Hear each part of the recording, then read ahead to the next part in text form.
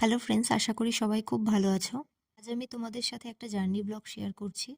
আজ আমি যাচ্ছি মেঘালয়ের উদ্দেশ্যে। যাচ্ছি মেঘালয়ের এক লুকোনো স্বর্গ ল্যাতলাম ক্যানিয়নে। এখন আমি আছি আসামের গুয়াহাটিতে। আস্তে আস্তে আমরা শহর ছেড়ে বেরিয়ে গেলাম। তো যতটা এগোচ্ছি পাহাড়ের দিকে চারপাশটা ততটাই সবুজ হয়ে উঠছে। এই পাহাড়ি আঁকাবাঁকা রাস্তা আর বাইরের ঠান্ডা হাওয়া মনটা একদম ভালো করে দিচ্ছে। গুয়াহাটি থেকে শিলংয়ের এই 100 কিলোমিটার জার্নিটা এক কথায় অসাধারণ। তো মাঝখানে আমরা একটু ব্রেক নিয়ে নিলাম। এই সেই বিখ্যাত উমিয়াম লেক।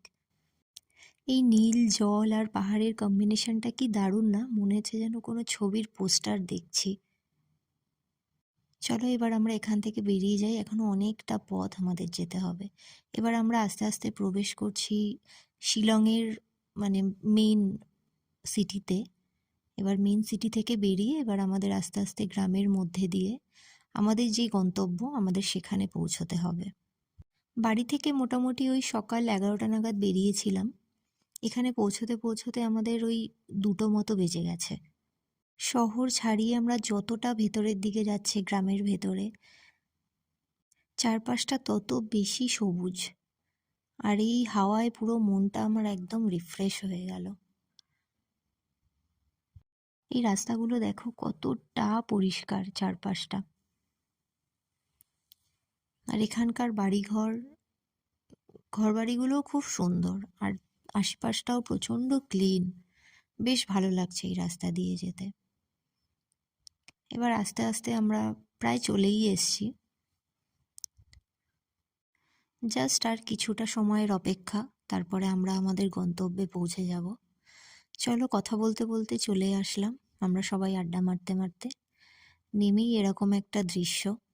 এই সেই আমাদের বিখ্যাত লাইতলাম ক্যানিয়ন।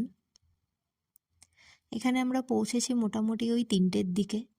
দেন এখান থেকে আমাদের এই পার্কটার ভেতরে আমাদের প্রবেশ করতে হয়েছে। যত সম্ভব 100 টাকা টিকিট নিয়েছিল। জায়গাটা দেখো, এখানে বেশ বিভিন্ন ধরনের অ্যাক্টিভিটিস হয়। এখানে তোমরা চাইলে ঘোড়াতে করেও ঘুরতে পারো। আর জায়গাটা এতটা বড় পাহাড়ের ওপরটা, আমার মনে হয় বাড়ি থেকে খাবার বানিয়ে নিয়ে এসে এখানে খেলে বেস্ট। কারণ এখানে তেমন কোনো রেস্টুরেন্ট নেই। বাইরে নর্মাল স্টল আছে ওই মোমো আর চাউমিনের। এখানে এসে একটু চা খেয়ে রিফ্রেশ হয়ে নিলাম। আমরা দেখতে পাচ্ছি চারিদিকে সবুজ খাড়া পাহাড় আর আর সবুজ উপত্যকাগুলি। লাইতলামের বিশেষত্ব হলো এখানকার গভীর খাদগুলি। নিচে তাকালে হয়তো আপনার মাথাও ঘুরতে পারে। নিচে কিন্তু আবার একটা সুন্দর গ্রাম রয়েছে।